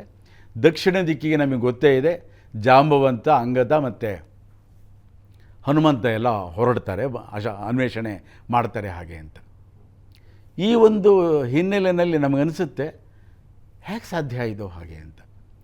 ಎಷ್ಟು ಅದ್ಭುತವಾದ ಕಾವ್ಯ ರಾಮಾಯಣ ಅಂತ ಹೇಳಿದ್ರೆ, ಎಷ್ಟು ಚೆನ್ನಾಗಿ ದಾಖಲೆ ಮಾಡಿದ್ದಾರೆ, ಬರೆದಿದ್ದಾರೆ ವಾಲ್ಮೀಕಿ ಮಹರ್ಷಿಗಳು ಅಂತ ಹೇಳಿದ್ರೆ, ನಮ್ಮ ಪ್ರಶ್ನೆಯನ್ನು ರಾಮನೇ ಕೇಳ್ತಾನೆ, ಅಲ್ಲಯ್ಯ ಸುಗ್ರೀವ, ಇಷ್ಟೆಲ್ಲ ನಿನಗೆ ಜಗತ್ತಿನ ವಿವಿಧ ದೇಶಗಳ ಪರಿಚಯ ಹೇಗಾಯಿತು ಹಾಗೆ ಅಂತ.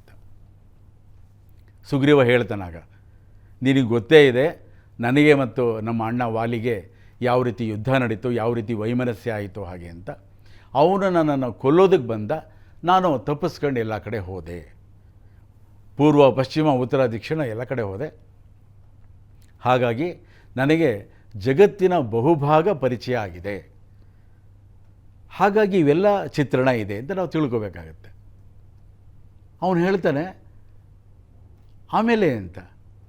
ಆಮೇಲೆ ನನಗೆ ಮತಂಗ ಋಷಿಗಳ ಶಾಪ ಏನಿದೆ ವಾಲಿಗೆ, ಹಾಗಾಗಿ ಅವನು ಮತಂಗ ಪರ್ವತ ಹತ್ತಬಾರದು ಅನ್ನೋ ವಿಷಯ ಗೊತ್ತಾಯಿತು. ಹಾಗಾಗಿ ನಾನು ಬಂದು ಈ ಮತಂಗ ಪರ್ವತದಲ್ಲಿ ನಾನು ನೆಲೆಸಿದೆ, ಇಲ್ಲಿಗೆ ವಾಲಿ ಬರೋದಿಲ್ಲ ಹಾಗೆ ಅಂತ. ಈ ಥರ ಅನೇಕ ಸಂಗತಿಗಳನ್ನು ನಾವು ನೋಡ್ಬೋದು. ಇಲ್ಲಿರೋವಂಥದ್ದು ಕೇವಲ ಕಥೆ ಅಲ್ಲ, ಎಲ್ಲದೂ ಇದರಲ್ಲಿ ಪುರಾಣ ಇದೆ, ಇತಿಹಾಸ ಇದೆ, ಭೂಗೋಳ ಇದೆ, ಎಲ್ಲದೂ ಇದೆ. ಇದೇ ರೀತಿ ಮಹಾಭಾರತದಲ್ಲಿ ಕೂಡ ನಾವು ನೋಡಬಹುದು. ಒಂದು ಉದಾಹರಣೆ ಕೊಡೋದಾದರೆ, ಮಹಾಭಾರತದಲ್ಲಿ ಭಗದತ್ತ ಬರ್ತಾರೆ. ಆ ಭಗದತ್ತ ಇದ್ದಿದ್ದು ಯಾವ ಒಂದು ಅಂತ ಹೇಳಿದ್ರೆ, ಪಶ್ಚಿಮದಲ್ಲಿ ಏನು ಬಾಗ್ದಾದ್ ಅಂತ ಇದೆ, ನಾವು ಇಂಗ್ಲೀಷಿನ ಕಾರಣಕ್ಕೆ BAGDAD ಬಾಗ್ದಾಡ್ ಅಂತೀವಿ. ಆದರೆ ಆ ಊರಿನ ಜನ, ಬಾಗ್ದಾದ್ ಆ ನೆಲದ ಜನ ಯಾವ ರೀತಿ ಅದನ್ನು ಉಚ್ಚಾರಣೆ ಮಾಡ್ತಾರೆ, ಅವರು ಭಗದತ್ತ ಅಂತಾರೆ. ಸಂಸ್ಕೃತ ಕನ್ನಡದ ರೀತಿ ಅತ್ಯದ್ಭುತವಾದ ಒಂದು ಭಾಷೆಯ ಒಂದು ಸಂಪತ್ತು ಮತ್ತು ಲಿಪಿ ಸಂಪತ್ತು ಕೆಲವು ಭಾಷೆಗಳಿಗಿರೋದಿಲ್ಲ. ಹಾಗಾಗಿ ಆ ಭಗದತ್ತ ಅಂತ ಏನಂತಾರೆ, ಅದು ಇಂಗ್ಲೀಷ್ ಭಾಷೆ ಮತ್ತು ರೋಮನ್ ಲಿಪಿ ಕಾರಣಕ್ಕೆ ಬಾಗ್ದಾದ್ ಅಂತ ಆಗಿದೆ ಹಾಗೆ ಅಂತ. ಈ ಥರದ್ದು ಬೇಕಾದಷ್ಟು ಸಂಗತಿಗಳನ್ನು ನಾವು ಗಮನಿಸ್ಬೋದು. ಅದೇ ರೀತಿ ಋಗ್ವೇದದಲ್ಲಿ ಕೂಡ 32 ರೀತಿಯ ಹಡಗುಗಳ, ನೌಕೆಗಳ ಚಿತ್ರಣ ಇದೆ. ಈ ಥರ ಅನೇಕ ಸಂಗತಿಗಳನ್ನು ನೀಲೇಶೋಕ್ತರ ವಿಜ್ಞಾನಿಗಳು ಹೇಳಿದ್ದಾರೆ. ಭಾರತದ ಇತಿಹಾಸದಲ್ಲಿ ಏನೇನಾಯಿತು ಇದನ್ನು ಸೀತಾರಾಮ್ ಗೋಯಲ್ ಮತ್ತು ಅರುಣ್ ಶೌರ್ಯ ಅವರು ದಾಖಲಿಸಿದ್ದಾರೆ. ಇತಿಹಾಸದ ದಾಖಲೆಗಳು, ಪೌರಾಣಿಕ ದಾಖಲೆಗಳು, ಮಹಾಕಾವ್ಯದ ಕೆಲವಾರು ವಿವರಗಳು ನಮಗೆ ಅನೇಕ ಸಂಗತಿಗಳನ್ನು ತಿಳಿಸ್ತಾ ಹೋಗ್ತವೆ. ಹಾಗೆಯೇ ಇದನ್ನು ಕೂಡ ನಾವು ಗಮನಿಸಬೇಕು, ರಾಮ ಜನ್ಮಭೂಮಿ ಹೋರಾಟ ಯಾವ ರೀತಿ ನಡೀತು ಹಾಗೆ ಅಂತ. ಅದ್ಭುತವಾದದ್ದು.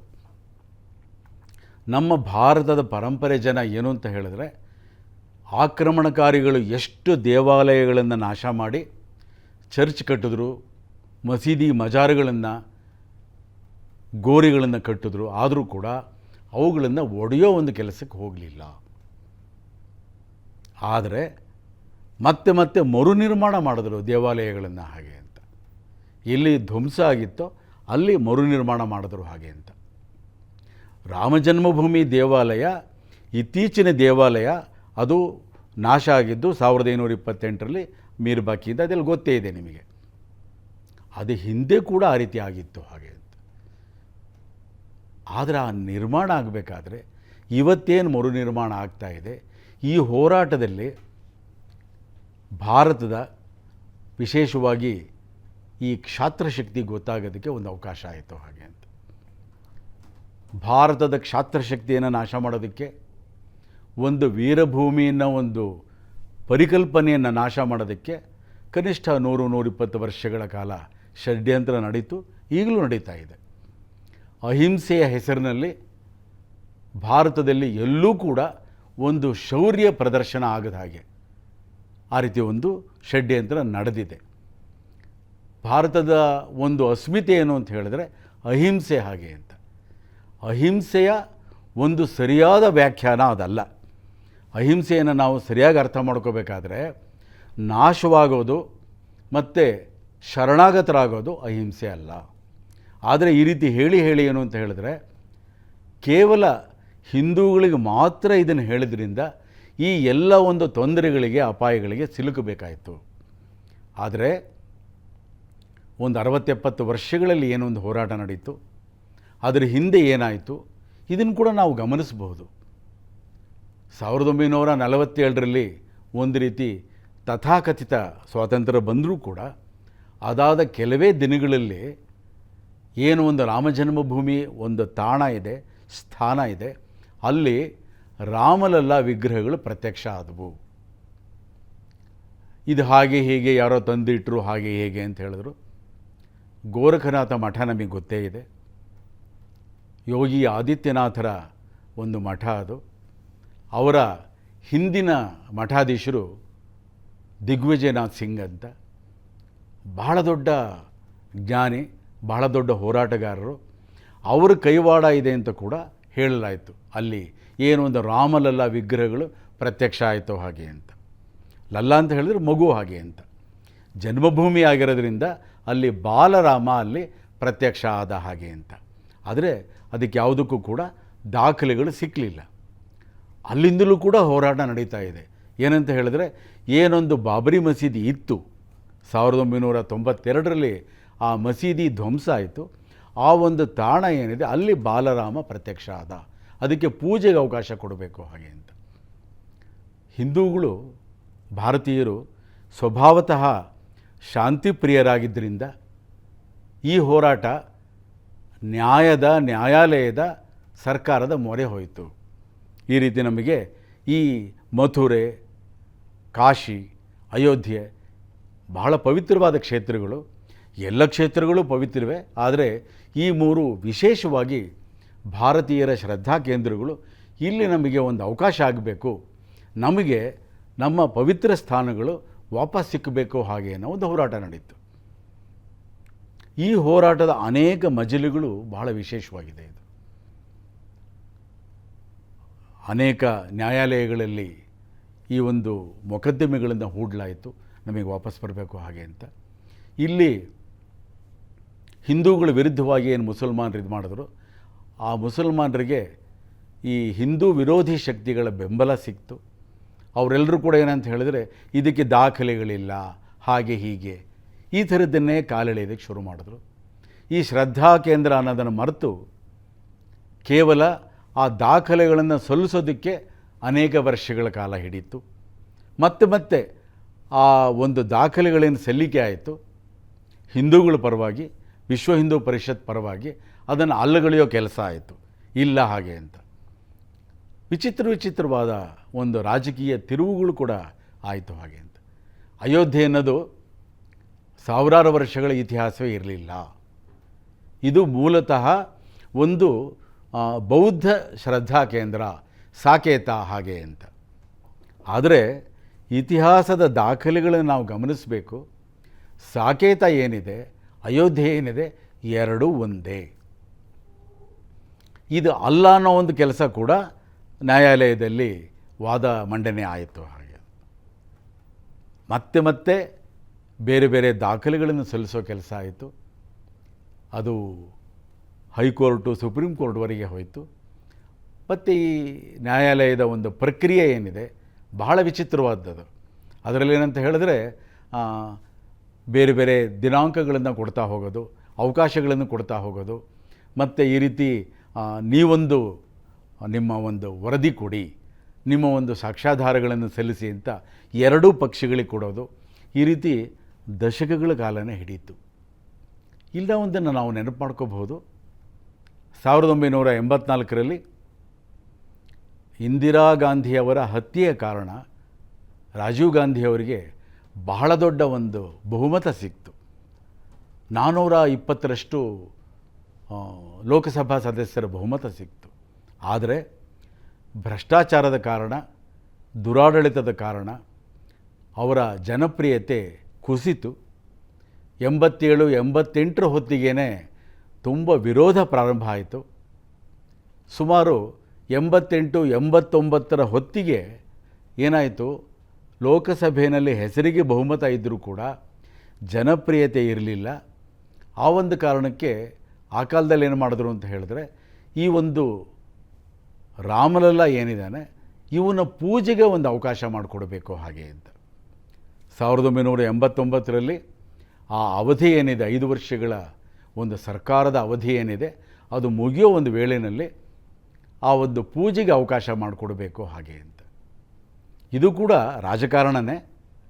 ರಾಮನ ಮೇಲೆ ಭಕ್ತಿ ಇಲ್ಲದೇ ಇದ್ದರೂ ಕೂಡ, ಅಯೋಧ್ಯೆ ಬಗ್ಗೆ ಶ್ರದ್ಧೆ ಇಲ್ಲದೇ ಇದ್ದರೂ ಕೂಡ, ಭಾರತದ ಸಂಸ್ಕೃತಿ ಧರ್ಮಗಳ ಬಗ್ಗೆ ಶ್ರದ್ಧೆ ಇಲ್ಲದೇ ಇದ್ದರೂ ಕೂಡ, ಕೇವಲ ರಾಜಕಾರಣದ ದೃಷ್ಟಿಯಿಂದ ಒಂದು ಅವಕಾಶವನ್ನು ಕಲ್ಪಿಸಲಾಯಿತು. ಇವತ್ತೇನು ಅಂತ ಹೇಳಿದ್ರೆ, ನಾವೇ ಇವೆಲ್ಲ ಮಾಡಿದ್ದು, ನಾವೇ ಇವೆಲ್ಲ ಈ ಒಂದು ಶ್ರೇಯಸ್ಸು, ಕ್ರೆಡಿಟು ನಮಗೆ ಸಲ್ಲಬೇಕು ಅಂತ ಕೆಲವರೆಲ್ಲ ಹೇಳೋ ಸ್ಥಿತಿ ಬಂತು. ವಿಚಿತ್ರ ನೋಡಿ, ಆ ರೀತಿ ಒಂದು ಪೂಜೆಗೆ ಅವಕಾಶ ಕೊಟ್ಟ ಕಾರಣಕ್ಕೆ ಏನಾಯಿತು ಅಂತ ಹೇಳಿದ್ರೆ, ನಾವು ಸರಿಯಾಗಿ ಗಮನಿಸಬೇಕು. ಇವತ್ತಿನ ಪಾಕಿಸ್ತಾನ ಏನಿದೆ, ಹಿಂದಿನ ಪೂರ್ವ ಪಾಕಿಸ್ತಾನ ಅಥವಾ ಬಾಂಗ್ಲಾದೇಶ ಏನಿದೆ, ಎರಡೂ ಕಡೆ ಅನೇಕ ಸಾವಿರ ದೇವಾಲಯಗಳ ನಾಶ ಆಯಿತು. ಯಾವಾಗ? 89ರಲ್ಲಿ. ಬಾಬರಿ ಮಸೀದಿ ಧ್ವಂಸ ಆಗಿದ್ದು 92ರಲ್ಲಿ. ಅದಕ್ಕಿಂತ 3 ವರ್ಷಗಳ ಮುಂಚೆ ಈ ಒಂದು ಪೂಜೆಗೆ ಅನುಮತಿ ಕೊಟ್ಟಾಗ ಈ ರೀತಿ ಎರಡೂ ಕಡೆ ಧ್ವಂಸ ಆಯಿತು.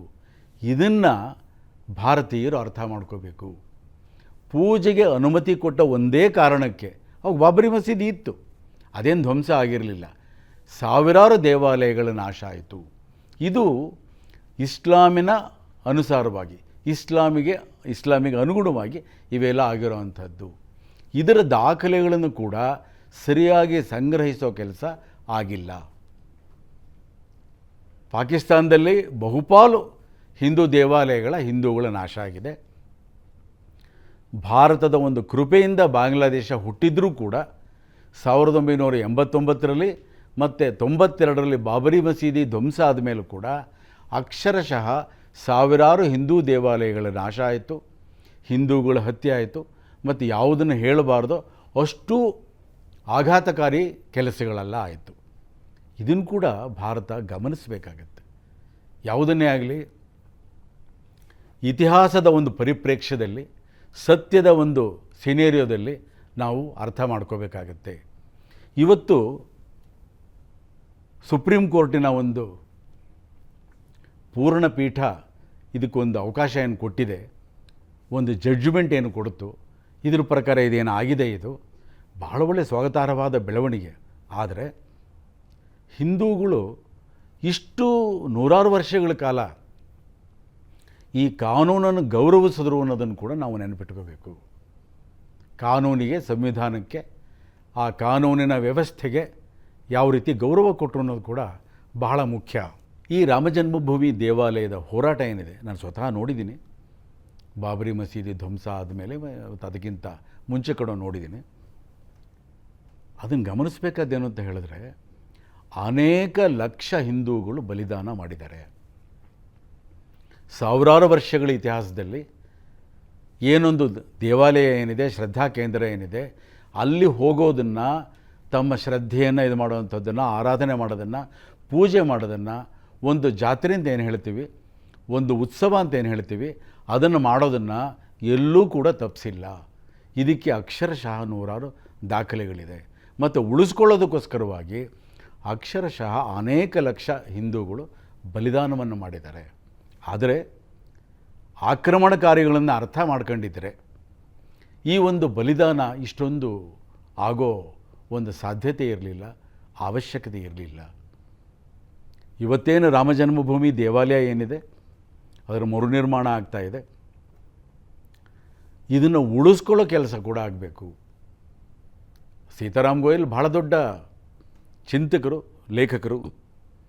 ಅವರು ಭಾಳ ಮುಖ್ಯವಾದ ಒಂದು ಸಂಗತಿಯನ್ನು ಹೇಳಿದ್ದಾರೆ, ಅದನ್ನು ಕೂಡ ಹೇಳಬಹುದು. ರಾಮಜನ್ಮಭೂಮಿ ಆ ಒಂದು ಸ್ಥಳ ಏನಿದೆ, ತಾಣ ಏನಿದೆ, ಅಲ್ಲಿ ಇನ್ನೊಂದು ದೇವಾಲಯವನ್ನು ನಿರ್ಮಾಣ ಮಾಡಬಹುದು.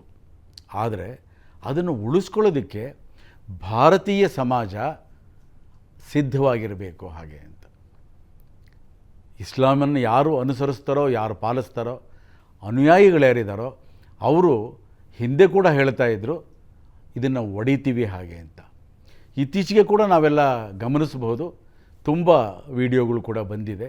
ಅನೇಕರು ಹೇಳ್ತಾ ಇದ್ದಾರೆ, ದೇವಸ್ಥಾನ ನೀವು ಕಟ್ಟಬಹುದು, ಆದರೆ ಅದನ್ನು ನಾಳೆ ಒಡಿತೀವಿ.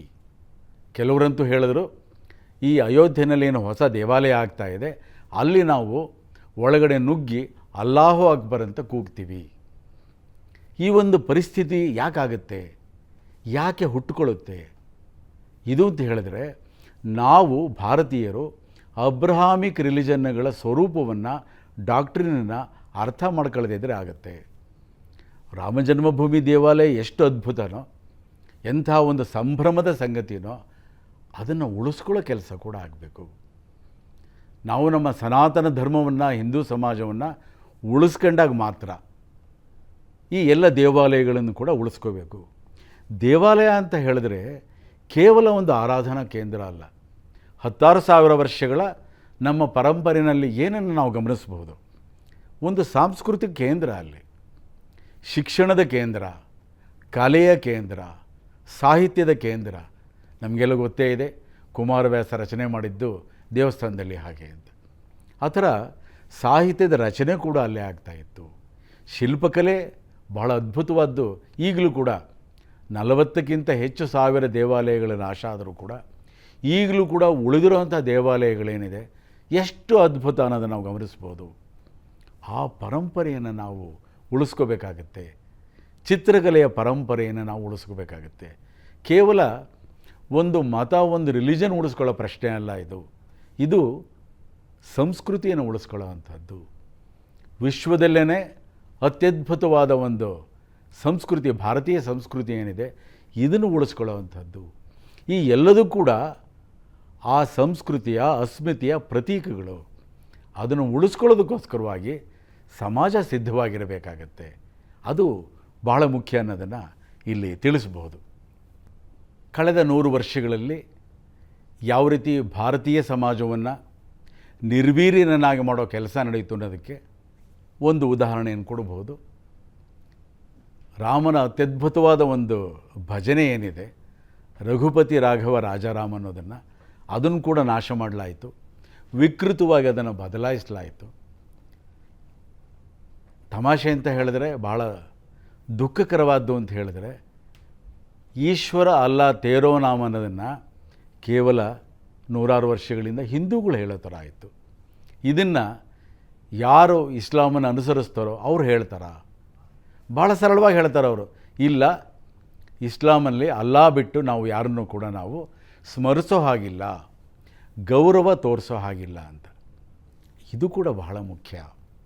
ನಮ್ಮ ಶ್ರದ್ಧಾ ಕೇಂದ್ರಗಳನ್ನು, ನಮ್ಮ ದೇವರುಗಳನ್ನು ಯಾರು ನಾಶ ಮಾಡಿದ್ರೋ, ಯಾರದನ್ನು ಅಲ್ಲಗಳಿತಾರೋ ಅವ್ರನ್ನ ನಾವು ಈಶ್ವರ ಅಲ್ಲ ತೇರೋ ನಾಮ್ ಅಂತ ಹೇಳಿ ನಾವು ಮಾತ್ರ ಹೇಳೋವಂಥದ್ದು ಇದೆಯಲ್ಲ, ಇದನ್ನು ಕೂಡ ನಾವು ಅರ್ಥ ಮಾಡ್ಕೋಬೇಕು. ಇಸ್ಲಾಮಿನ ಹೆಸರಿನಲ್ಲಿ ಪೂರ್ವ ಪಾಕಿಸ್ತಾನ ನಿರ್ಮಾಣ ಆಯಿತು, ಪಶ್ಚಿಮ ಪಾಕಿಸ್ತಾನ ನಿರ್ಮಾಣ ಆಯಿತು. ಆದರೂ ಕೂಡ ಇಲ್ಲಿ ಬಹಳ ಔದಾರ್ಯದಿಂದ ಇಸ್ಲಾಮನ್ನು ಫಾಲೋ ಮಾಡೋವಂಥವ್ರು ಇದ್ದಾರೆ. ಅವರು ಕೂಡ ಭಾರತೀಯ ಪರಂಪರೆಯ ವಾರಸುದಾರರು ಅನ್ನೋದನ್ನು ಅರ್ಥ ಮಾಡ್ಕೋಬೇಕು. ಯಾವ ಒಂದು ಭಾರತದ ವಿಶೇಷವಾದ ಒಂದು ಸಮಾಜ ಇದೆ, ಸಾಂಸ್ಕೃತಿಕ ಸ್ವರೂಪ ಇದೆ, ಇದನ್ನು ಅರ್ಥ ಮಾಡ್ಕೊಳ್ಳೋದಕ್ಕೆ ಪ್ರಯತ್ನ ಪಡಬೇಕು.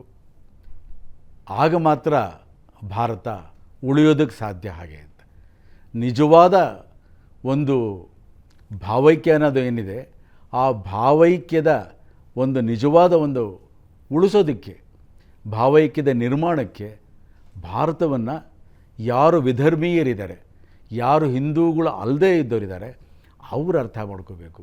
ಇದು ನಮ್ಮ ಪರಂಪರೆ, ಇದು ಹಾಗೆ ಅಂತ. ಇವತ್ತು ನಮಗೆ ಗೊತ್ತೇ ಇದೆ, ಇಂಡೋನೇಷ್ಯಾ ಆಗ್ಬೋದು, ಜಾವಾ ಸುಮಾತ್ರ ಆಗ್ಬೋದು, ಈ ಥರ ಅನೇಕ ದೇಶಗಳಿದೆ, ಥಾಯ್ಲ್ಯಾಂಡ್ ಇದೆ, ವಿಯೆಟ್ನಾಂ ಕೂಡ ಇದೆ. ಅಲ್ಲಿ ಭಾರತದ ಒಂದು ಸಂಸ್ಕೃತಿಯನ್ನು ನೋಡಬಹುದು. ಸಂಸ್ಕೃತಿ ಅಂತ ಹೇಳಿದ್ರೆ ನಮ್ಮ ಮಹಾಕಾವ್ಯಗಳು ಕೂಡ ಸೇರುತ್ತೆ, ರಾಮಾಯಣ ಕೂಡ ಸೇರುತ್ತೆ, ಮಹಾಭಾರತ ಕೂಡ ಸೇರುತ್ತೆ. ರಾಮಾಯಣವನ್ನು ಅಲ್ಲಿ ಕೆಲವು ದೇಶಗಳಲ್ಲಿ ತಮ್ಮ ದೇಶದ ಒಂದು ಅಸ್ಮಿತೆ ಮಹಾಕಾವ್ಯ ಅಂತ ಕೂಡ ಹೇಳಿರುವಂಥದ್ದನ್ನು ನಾವು ಗಮನಿಸ್ಬೋದು. ಸಮುದ್ರ ಮಥನದ ಒಂದು ಚಿತ್ರಗಳನ್ನು ನೋಡ್ಬೋದು. ರಾಮಾಯಣದ ಕಥೆಗಳನ್ನು ಕೆಲವು ಬದಲಾವಣೆಗಳಾಗಿರ್ಬೋದು, ಅಲ್ಲಿ ಗಮನಿಸ್ಬೋದು. ಆದರೆ ಭಾರತದಲ್ಲೇ ಅದಿಲ್ಲ ಅಂತಂದರೆ ಅದು ಅರ್ಥಹೀನವಾಗುತ್ತೆ. ಹಾಗೆ ಅಂತ ಇವತ್ತು ಭಾರತವೂ ಸೇರಿದ ಹಾಗೆ ಅನೇಕ ದೇಶಗಳಲ್ಲಿ ಈ ರಾಮಜನ್ಮಭೂಮಿ ದೇವಾಲಯದ ಮರುನಿರ್ಮಾಣ ಅತ್ಯದ್ಭುತವಾದ ಸಂಭ್ರಮವನ್ನು ತಂದಿದೆ. ನಮ್ಮ ಪರಂಪರೆಯಲ್ಲಿ ಏನು ಅಂತ ಹೇಳಿದ್ರೆ, ಕೇವಲ ಅದು ಒಂದು ಆರಾಧನಾ ಕೇಂದ್ರ ಆಗಿಲ್ಲ, ಅದು ಆರ್ಥಿಕ ಕೇಂದ್ರನೂ ಆಗಿರುತ್ತದು. ಅದನ್ನು ನಾವು ಮರಿಬಾರ್ದು. ಅದನ್ನು ನಮ್ಮಲ್ಲೇನಂತ ಹೇಳಿದರೆ, ಪರಂಪರೆಯಲ್ಲಿ ಚತುರ್ವಿಧ ಪುರುಷಾರ್ಥಗಳಿದೆ, ಧರ್ಮ, ಅರ್ಥ, ಕಾಮ ಮತ್ತು ಮೋಕ್ಷ. ಹಾಗೆ ಅಂತ 4ಕ್ಕೂ ಕೂಡ ಸಮಾನವಾದ ಮಹತ್ವವನ್ನು ನೀಡಲಾಗಿದೆ. ಧರ್ಮದಷ್ಟೇ ಅರ್ಥ ಕೂಡ ಬೇಕು. ಹಾಗೆ ಅದು ವ್ಯವಸ್ಥೆಯನ್ನು ಹೇಳುತ್ತೆ. ಹಾಗೆ ಅಂತ ಅರ್ಥ ಅಂತ ಹೇಳಿದ್ರೆ ಅನೇಕ ಆಯಾಮಗಳಲ್ಲಿ ಅದನ್ನು ಅರ್ಥ ಮಾಡ್ಕೋಬೇಕಾಗತ್ತೆ. ಅಂದರೆ ಇವತ್ತು ರಾಮಜನ್ಮಭೂಮಿ ಆರಾಧನಾ ಕೇಂದ್ರ ಅಷ್ಟೇ ಅಲ್ಲ, ಒಂದು ಪ್ರವಾಸಿ ತಾಣ ಕೂಡ ಆಗಬೇಕು. ಹಾಗೆ ಅಂತ ಅದರ ಹಿಂದೆ ಇರೋವಂಥದ್ದು ಕೂಡ ನಮ್ಮ ಪರಂಪರೆಯಲ್ಲಿ ಇರೋವಂಥದ್ದೇನೆ. ಹಿಮಾಲಯ ಆಗ್ಬೋದು, ಕನ್ಯಾಕುಮಾರಿ ಆಗ್ಬೋದು, ಯಾವುದೇ ಆಗ್ಬೋದು, ಜನಗಳು ಯಾಕೆ ಯಾತ್ರೆ ಹೋಗ್ತಾರೆ ಅಂದರೆ ಅವರಿಗೆ ಭಾರತದ ಪರಿಚಯನೂ ಆಗುತ್ತೆ, ಆರಾಧನಾ ತಾಣಗಳನ್ನು ನೋಡಿದಾಗೂ ಆಗುತ್ತೆ, ಒಂದು ಆರ್ಥಿಕ ವ್ಯವಸ್ಥೆ ಕೂಡ ಆಗುತ್ತೆ. ಭಾರತದ ಆರ್ಥಿಕ ವ್ಯವಸ್ಥೆ ಎಷ್ಟು ಅದ್ಭುತ ಅಂತ ಹೇಳಿದ್ರೆ, ಇದಕ್ಕೆ ಅನೇಕ ಸಾವಿರ ವರ್ಷಗಳ ಇತಿಹಾಸ ಇದೆ. ಇವತ್ತು ನಾವು ಪ್ರಾಚೀನ ಭಾರತದ ಪ್ರಾಚೀನ ವಿಶ್ವದ ಜಗತ್ತಿನ ನಕ್ಷೆಗಳಲ್ಲಿ ಮ್ಯಾಪ್ಗಳಲ್ಲಿ ಸಿಲ್ಕ್ ರೂಟ್ ಅಂತ ನೋಡ್ತೀವಿ. ಏನದು ಸಿಲ್ಕ್ ರೂಟ್? ಅದು ಎಷ್ಟು ಸಾವಿರ ಮೈಲಿ ಹೋಗುತ್ತೆ. ಯಾವುದೊಂದು ರೇಷ್ಮೆ ಭಾರತದಿತ್ತು, ಅದು ಸಾವಿರಾರು ವರ್ಷಗಳ ಹೋಗೋ ಒಂದು ಮಾರ್ಗ, ಅದು ಸಿಲ್ಕ್ ರೂಟ್ ಆಗಿತ್ತು. ಸಾರ್ಥಗಳೇನಿದ್ವು, ಯಾವ ರೀತಿ ಅದು ಆರ್ಥಿಕ ವ್ಯವಸ್ಥೆಯ ಜೀವನಾಡಿಗಳಾಗಿದ್ವು. ವಿಜಯನಗರ ಇರಬಹುದು, ಮಗಧ ಸಾಮ್ರಾಜ್ಯ ಇರಬಹುದು, ಅಹೋಮ್ ಸಾಮ್ರಾಜ್ಯಗಳಿರಬಹುದು, ಅನೇಕ ಸಾಮ್ರಾಜ್ಯಗಳನ್ನು ನೋಡ್ತೀವಿ. ಎಲ್ಲ ಕಡೆ ಅದ್ಭುತವಾದ ಆರ್ಥಿಕ ವ್ಯವಸ್ಥೆ ಕೂಡ ಇತ್ತು ಹಾಗೆ ಅಂತ. ಇದು ಭಾರತೀಯ ಸಮಾಜದ ಒಂದು ಸ್ವರೂಪ ಅನ್ನೋದನ್ನು ಕೂಡ ನಾವು ಗಮನಿಸಬೇಕಾಗತ್ತೆ. ಇಲ್ಲಿ ಪ್ರಾಸಂಗಿಕವಾಗಿ ಕರ್ನಾಟಕದ ಒಂದು ಉದಾಹರಣೆಯನ್ನು ಕೂಡ ಕೊಡಬಹುದು. 2ನೇ ಕೃಷ್ಣ ಅನ್ನೋ ಒಬ್ಬ ರಾಜನ ಕಾಲದಲ್ಲಿ ಎಲ್ಲೋರ ದೇವಾಲಯಗಳ ಒಂದು ಕೆತ್ತನೆ ಆಯಿತು ಹಾಗೆ ಅಂತ. ವಿಶ್ವದ ಅದ್ಭುತ ಅದು ಎಲ್ಲೋರ. ಇಡೀ ಎಲ್ಲೋರ ಆ ಏನು ಕೈಲಾಸ ದೇವಾಲಯ ಇದೆ, ಅದು ಒಂದು ಬಂಡೆಯಲ್ಲಿ ಕೆತ್ತಿರೋ ಅಂಥದ್ದು ಹಾಗೆ ಅಂತ. ಅಲ್ಲಿ ರಾಮಾಯಣ ಮಹಾಭಾರತದ ಅನೇಕ ಚಿತ್ರಗಳನ್ನು ನೋಡ್ಬೋದು. ಇಡೀ ಆ ಬಂಡೆ ಅಥವಾ ಬೆಟ್ಟ ಏನಿದೆ ಮೇಲಿಂದ ಕೆಳಗಡೆ ಕೆತ್ತಿದ್ದಾರೆ ಹಾಗೆ ಅಂತ. 100 ವರ್ಷಗಳ ಕಾಲ, ಆ 100 ವರ್ಷಗಳ ಕಾಲ ಎಂತಹ ಒಂದು ಆರ್ಥಿಕ ವ್ಯವಸ್ಥೆ ನಮ್ಮದಾಗಿತ್ತು, ಇದನ್ನು ಕೂಡ ನಾವು ಗಮನಿಸಬೇಕಾಗತ್ತೆ. ಏಕೆಂದರೆ ಆ ಶಿಲ್ಪಿಗಳು, ಮಹಾಶಿಲ್ಪಿಗಳು, ಇವತ್ತಿನ ಪರಿಭಾಷೆಯಲ್ಲಿ ನಾವು ಯಾರನ್ನು ನಾವು ಆರ್ಕಿಟೆಕ್ಟ್ಸ್ ಅಂತ ಹೇಳ್ಬೋದು, ಆ ಎಲ್ಲರೂ ಕೂಡ ಕೆಲಸ ಮಾಡಿರೋಂಥ ಆ ಒಂದು ಕಾರ್ಯವನ್ನು 100 ವರ್ಷಗಳ ಕಾಲ ಆ ನಡೆದಿರೋಂಥ ಕೆತ್ತನೆಯನ್ನು ಗಮನಿಸಿದಾಗ ಗೊತ್ತಾಗುತ್ತೆ ಎಷ್ಟು ಅದ್ಭುತವಾದ ವ್ಯವಸ್ಥೆ ಇದೆ ಅಂತ. ಅಂದರೆ ಆ ಶಿಲ್ಪಗಳ ಹಿಂದಿನ ಅಧ್ಯಾತ್ಮ ಏನಿದೆ, ಸಂದೇಶ ಏನಿದೆ, ಜೊತೆಯಲ್ಲಿ ಅರ್ಥ ವ್ಯವಸ್ಥೆ ಸಮೃದ್ಧಿ ಇದ್ದಾಗ ಮಾತ್ರ ಮಾಡೋದಕ್ಕೆ ಸಾಧ್ಯ. ಅಷ್ಟು ಸಮೃದ್ಧವಾಗಿತ್ತು ಭಾರತ, ಕರ್ನಾಟಕ. ಹಾಗಿದ್ದಾಗ ಮಾತ್ರ ಅತ್ಯುತ್ತಮವಾದ ಕಲೆ, ಸಂಸ್ಕೃತಿ, ಸಾಹಿತ್ಯಗಳು ಹುಟ್ಟೋದಕ್ಕೆ ಸಾಧ್ಯ. ಈ ಎಲ್ಲದನ್ನು ಕೂಡ ಉಳಿಸ್ಕೊಳ್ಳೋದಕ್ಕೆ ನಾವು ನಮ್ಮ ಸಮಾಜವನ್ನು ಶಕ್ತವನ್ನಾಗಿ ಮಾಡಬೇಕು, ಪವರ್ಫುಲ್ ಮಾಡಬೇಕು. ಅನೇಕ ಆಯಾಮಗಳಲ್ಲಿ, ಒಂದು ಆಯಾಮ ಅಂತಲ್ಲ. ನಮ್ಮ ಇತಿಹಾಸವನ್ನು ನಾವು ಸರಿಯಾಗಿ ಅರ್ಥ ಮಾಡಿಕೊಂಡ್ರೆ, ಇತಿಹಾಸ ಕೊಡೋ ಸಂದೇಶವನ್ನು ಅರ್ಥ ಮಾಡ್ಕೊಂಡ್ರೆ ನಮಗೆ ವರ್ತಮಾನ ಕೂಡ ಅರ್ಥ ಆಗುತ್ತೆ. ಇತಿಹಾಸ ಅಂತ ಹೇಳಿದ್ರೆ ಯಾವುದೋ ಕಾಲದ್ದು, ಅದನ್ನು ಕಟ್ಕೊಂಡು ಏನಾಗಬೇಕಾಗಿದೆ ಅಂತ ಕೆಲವರು ಮಾತಾಡಬಹುದು. ಇಲ್ಲ, ಇವತ್ತು ಜಗತ್ತಿನಲ್ಲಿ ಯಾಕೆ ಭಯೋತ್ಪಾದಕತೆ ಇದೆ, ಇದು ಅರ್ಥ ಮಾಡ್ಕೊಳ್ಳೋದಕ್ಕೆ ನಮಗೆ ಅಬ್ರಾಹ್ಮಿಕ್ ರಿಲಿಜನ್ಗಳನ್ನು ಅರ್ಥ ಮಾಡ್ಕೋಬೇಕಾಗತ್ತೆ. ಭಯೋತ್ಪಾದಕರ ಯಾವ ರಿಲಿಜನಿಗೆ ಸೇರ್ತಾರೆ ಅದನ್ನು ಕೂಡ ನಾವು ಗಮನಿಸಬೇಕಾಗತ್ತೆ.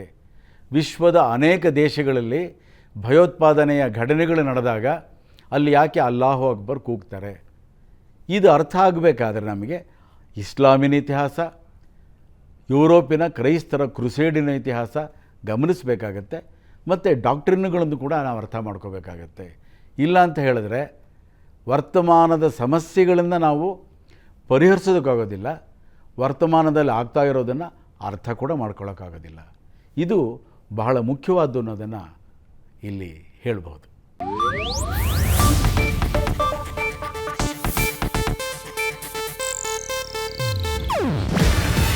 ಇದು ಏಷ್ಯಾನೆಟ್ ನ್ಯೂಸ್ ನೆಟ್ವರ್ಕ್ ಪ್ರಸ್ತುತಿ. ನೀವು ನೋಡ್ತಿದ್ದೀರಾ ಏಷ್ಯಾನೆಟ್ ಸುವರ್ಣ ನ್ಯೂಸ್.